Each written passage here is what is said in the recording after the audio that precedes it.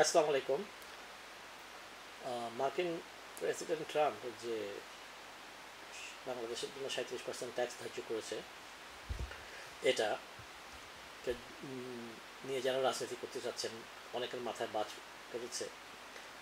আমি দেশের মানুষকে, গার্মেন্ট শিল্প নানা রকম তাদেরকে আশ্বস্ত করতে চাই, এটা প্রেসিডেন্ট ট্রাম্প বাংলাদেশের জন্য করেনি, এটা প্রেসিডেন্ট ট্রাম্প পুরো বিশ্বের জন্য করেছে। এটা প্রেসিডেন্ট ট্রাম্পের ঘোষিত ট্যারিফ ওয়ার, ট্যারিফ যুদ্ধের প্রথম ধাপ। সো এখানে বাংলাদেশে তারা, এটা আমাদেরকে প্রথম কথা হচ্ছে কোনো ক্ষতি করবে না, একটা আঁচড়ও পড়বে না।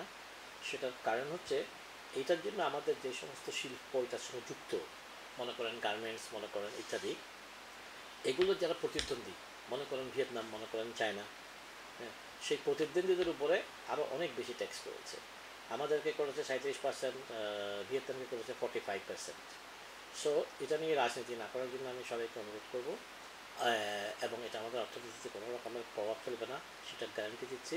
সেটার কারণ হচ্ছে এটাকে বলা হয় রেসিপ্রোকাল ট্যাক্স। এই কায়েমে স্বার্থবাদীরা, বাংলাদেশের শত্রু যারা অতীতে ছিল, তারা বাংলাদেশের মানুষ যেন এই ভালো জিনিস ব্যবহার না করে, যেমন মার্কিন তুলা ব্যবহার না করে, তৃতীয় শ্রেণীর তুলা ব্যবহার করে, আশেপাশের দেশ থেকে। সো এবং সেই তুলা দিয়ে গার্মেন্টস এক্সপোর্ট করতে গিয়ে যেন বাঙালি গার্মেন্টস মালিকরা ওরা ঘুমাচ্ছিল, বাঙালি গার্মেন্টস আমার বন্ধুরা ওরা ঘুমাচ্ছিল যে ওদের এই দ্বিতীয় শ্রেণীর তুলা দিয়ে আমেরিকাতে এক্সপোর্ট করতে ওদের অসুবিধা হচ্ছিল।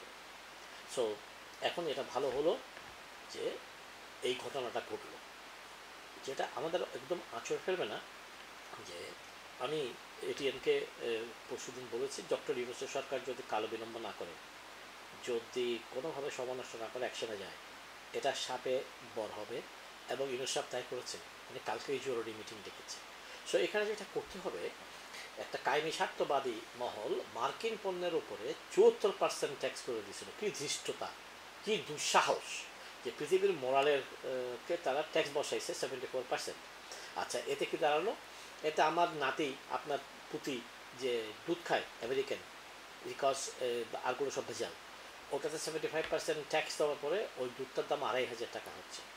সো এভাবে মার্কিনই ভালো ওষুধ, মলম, ভিটামিন, আপনার ভালো অনেক কিছু, সে দুধ, এগুলোকে বাংলাদেশের মার্কেট থেকে দূরে রাখার জন্য মার্কিন বিরোধী ট্যাক্স সিস্টেম এখানে বসানো হয়েছিল, যে আমেরিকার থেকে কিছু আসলে 74% ট্যাক্স। তো সো এইটা ট্রাম্প খুব ভালো একটা উদ্যোগ নিছে, যে এই আমাদের উপরে 37% ট্যাক্স দিছে, এবং এটা অন্য আমাদের প্রতিদ্বন্দ্বীদের চাইতে অনেক কম। তার মানে আমাদের গার্মেন্টস ওরা সবসময় অ্যাডভান্টেজে, ভিয়েতনাম ওরা ট্যাক্স দেবে 45%, আমরা ট্যাক্স দেবো 37%। তো সো এটা নিয়ে রাজনীতির কোনো সুযোগ নাই, এটাতে কোনো এফেক্ট হবে না। এফেক্ট হবে যদি ইউনূস সরকার গতকালকে আমার কথা শুনে মিটিংয়ে না বসতো। সো গতকালকে ওনারা মিটিংয়ে বসেছে, ওনারা কি সিদ্ধান্ত নিয়েছে আমার কাছে এখন এটা আসেনি। আমি ইউনূস সরকারকে জানাতে চাই যে এই মুহূর্তে আমেরিকান তুলা আসার ক্ষেত্রে ভিয়েতনাম যেটা করেছে, ভিয়েতনাম আমাদের চাইতে কুইক অ্যাকশনে গেছে। ভিয়েতনাম আমেরিকান পণ্যের উপর ট্যাক্স 0 দিছে, 0। তার মানে ইউনূস সাহেবের 0 0 0 3 শূন্য, ভিয়েতনাম 1 শূন্য করে দিছে, যে মার্কিন তুলা টুলা হাবি যাবে কোনো কিছুর উপরে কোনো ট্যাক্স নেওয়া হবে না। তাহলে আমেরিকা কীভাবে ট্যাক্স নেবে?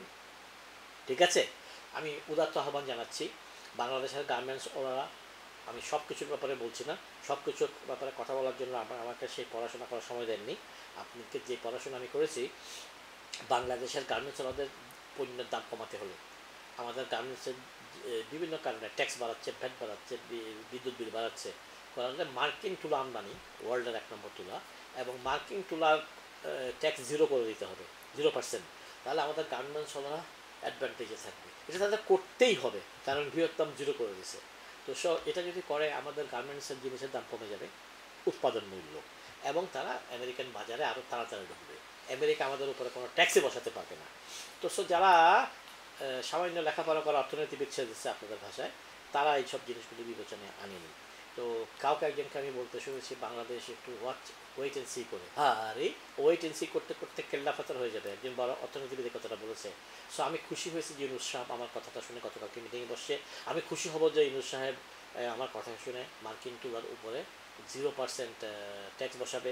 কারণ মার্কিন তুলা কেন, মার্কিন তো দুধও আছে। আমি কোনো কিছু নিয়ে গবেষণা না করে কথা বলিনি, আমি তুলার কথা বলেছি আমার গার্মেন্ট শিল্পকে বাঁচানোর জন্য।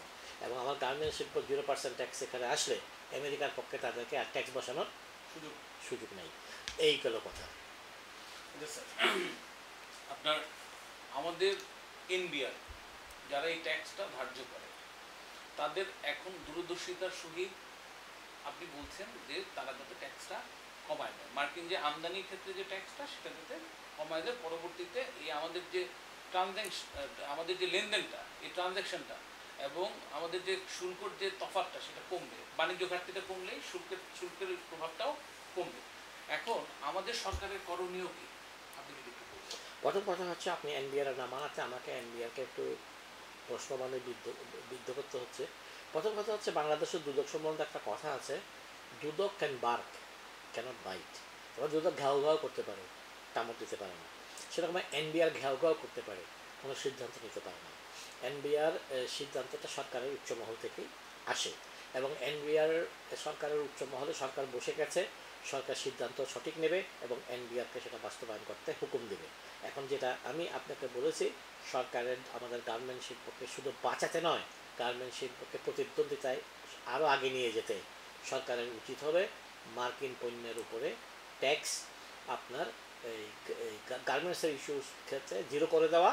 এবং আমরা যদি চাই, আবার আপনাকে মাধ্যমে জনগণকে জানাচ্ছি যে আমরা 74% চার্জ বসাইছি মার্কিন পণ্যের উপরে, মার্কিন আমাদের উপরে 37% ট্যাক্স বসাইছে। এখন আমরা যদি চাই মার্কিনিরা আমাদের উপরে 5, 10, 15% ট্যাক্স বসাবে, তাহলে আমরাও সেরকম পণ্যভেদে আপনার 5, 10, 15, তো আমরাও কিন্তু পণ্যভেদে 30-এর উপরে বসাতে পারছি না। আমাদেরকেও কারণ মার্কিন যুক্তরাষ্ট্র ঠিক উল্টা কাজটাই করে। আমরা 74 করছি, ওরা 37 করছে। আমরা 30 করলে ওরা 15 করবে। আমরা কোনো আইটেমে 25 করলে ওরা 12 করবে। আমরা কোনো আইটেমে 20 করলে ওরা 10 করবে। সো এইটার ইকোনমিক্স যেই সমস্ত ইকোনমিক্সটা পড়াশোনা করে নেই তাদের এটা জানা নাই যে this is a reciprocal tax America বসাচ্ছে, তুমি যাহা করিবে আমিও তাহাও করিবে, অর্ধেকটুকু করিব। 74-এর এগেনস্টে এখন 37 হয়েছে। সরকার যদি ওই 74টাকে কমিয়ে 20% করে দেয়, অথবা আমি মার্কিন কোনো প্রীতি আমার নাই, মার্কিনদেরকে কোনো এক্সট্রা সুযোগ দেওয়ার দরকার নেই। আমি যেটা চাই সেটা হচ্ছে সরকার যেন পাকিস্তান থেকে তুলে আনতে, অন্য কোনো প্রতিবেশী বা বেলারুশ থেকে তুলে আনতে যেই হারে ট্যাক্স নেয় আমেরিকা তুলার উপরে সেই হারে ট্যাক্স নেবে। আমেরিকাকে আপনার কি বলবো, বিমাতাসুলভ আচরণ, আমেরিকার সঙ্গে ধৃষ্টতা দেখানো, white man black man middle man বলে, সো ওইটার দিন শেষ হয়ে গেছে। কারণ ট্রাম্প পুরো বিশ্বব্যাপী ট্রেড ওয়ার শুরু করেছে। ধন্যবাদ স্যার আপনাকে। স্যার আপনার আমাদের যে বর্তমান অর্থনীতির যে অবস্থা, too much dependent on garment product. এই আমাদের দেশের যত রপ্তানি হয় এর মধ্যে বেশিরভাগই আমেরিকায় গার্মেন্টস প্রোডাক্ট রপ্তানি হয়। এই গার্মেন্টস প্রোডাক্টটা শুধুমাত্র ট্যাক্স ফ্রি করে রপ্তানিটা, যদি গার্মেন্টস প্রোডাক্টটা আমাদের ইউনুস সাহেব একজন ওয়ার্ল্ড ওয়াইড প্রমিনেন্ট লোক, সে যদি শুধুমাত্র গার্মেন্টস শিল্পর উপরে ট্যাক্স ফ্রি করতে পারে, যেমন আমাদের দেশের থেকে ওই দেশ থেকে মাল আসে, যেমন আসে আপনার স্ক্রাব আসে, স্ক্রাবে আমরা যতটুকু জানি 10% ওনারা শুল্ক রাখে। এইরকম আমরা যদি একটা প্রোডাক্টের উপরে ফোকাস করি সেটা কি আমাদের জন্য ভালো হবে? প্রথম কথা হচ্ছে একটা পণ্যের উপরে ফোকাস করা ভুল হবে। সো আপনি যেভাবে সুন্দর করে বললেন, এভাবেই আমাদের কঠিন কিছু নেই। স্ক্র্যাপ আসে যদি আমরা 10% ট্যাক্স নিই, তাহলে ওই সমতুল্য জিনিস বাংলাদেশ থেকে আমেরিকাতে যায় না, গেলে ওরা 5% নেবে, ওরা ধরেই নেবেন ফর্মুলা হাফ। তো সেইভাবেই ইউনুস সাহেবের যারা সাঙ্গপাঙ্গ আছে তারা বসে ঠিক করে নেবে যে মার্কিন যুক্তরাষ্ট্রের সঙ্গে একটি কার্যকর বাণিজ্যিক সম্পর্ক তৈরি করতে রিফিক্সিং ট্যারিফগুলোকে আবার পুনর্বিন্যাস করতে হবে। আমি ওটা গার্মেন্টস যেন বুম উঠে যায়, যেহেতু আমাদের প্রতিদ্বন্দ্বী ভিয়েতনাম 0 করে দিচ্ছে ট্যাক্স। সো সেরকম আমাদের গার্মেন্টস যেন এরকম না চলে বা এরকম না চলে, আমাদেরটা যেরকম করে উঠে যায়, সেজন্য আমি বলছি মার্কিন তুলার ট্যাক্স 0 করে দেন। মার্কিনিরা আমাদের থেকে আর কোনো কিচ্ছু নিতে পারবে না। তো সো আপনার এইটাই বলেছি যে একটা রূপকর্তে একটা ইন্ডিকেশন দিচ্ছি আমি, কিন্তু এটাকে বসে রিফিক্সিং ট্যারিফ পুনর্বিন্যাস করার জন্য কমিটি করে যাচাই বাছাই করে করতে হবে।